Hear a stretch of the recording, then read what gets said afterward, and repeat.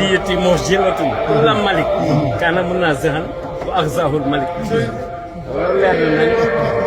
bu daan teral alquranul karim nan ko yaa kitabal karimi anta habibi wa khalili wa habli kunta tabibi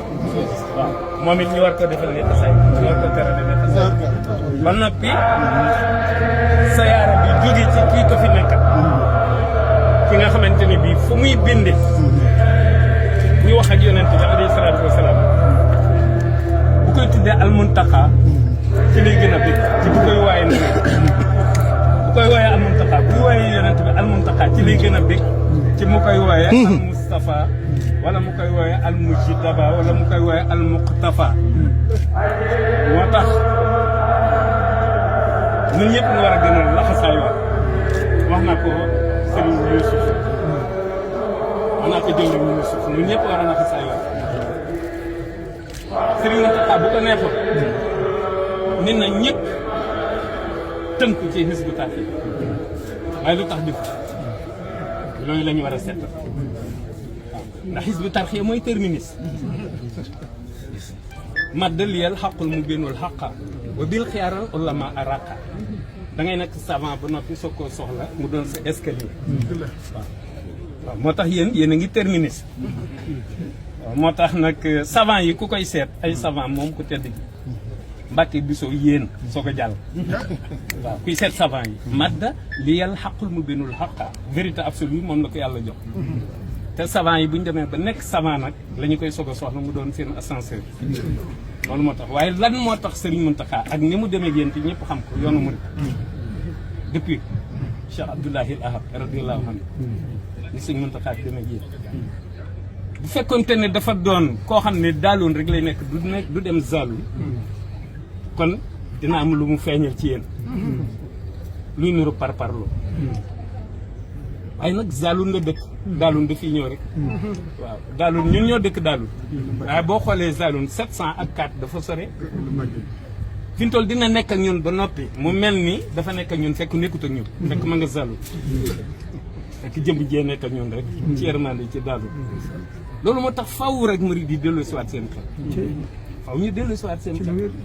waaw looloo tax kat fi mu toll nii dara man mii soldat bi may doxalee ni may doxalee waaw nag Serigne Moustapha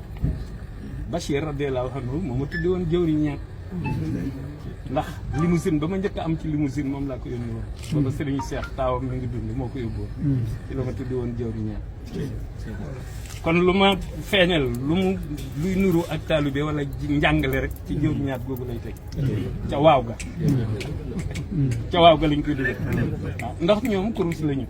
benn kër boo jàpp na ñëpp Serigne Mountakha nag moom li ma leen wax rek lil Mountakha tub ma yasurruhu bila nihayati xidmati taqabbala wala moo tax nag lil Mountakha tub ma yasurruhu bila nihayati wa xidmati taqabbala lil Mountakha tub ma yasurruhu bila nihayati wa xidmati taqabbala للمنتقى ما يسره بلا نهاية وخدمتي تقبلا moo tax lii ci li koy bëggal la ndax sayaara bi man bi ma nee alxadimiya ñetti waxtu lañ ci teg mu woo Moussa yin setal ni ko demal yóbbul ko ni ko maa ko jàppale ci liggéey loolu nag message la communication la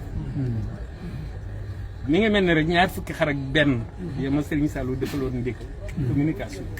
loolu waral Hizbul Haq moo tax ñoom maanaam dañuy wax ci jëf waaw dañuy bàyyi fee théorie waaw ñëw ci action geste waaw bu ko defee nag mu laaj interprétation buri li wàcc ci Maliki sabila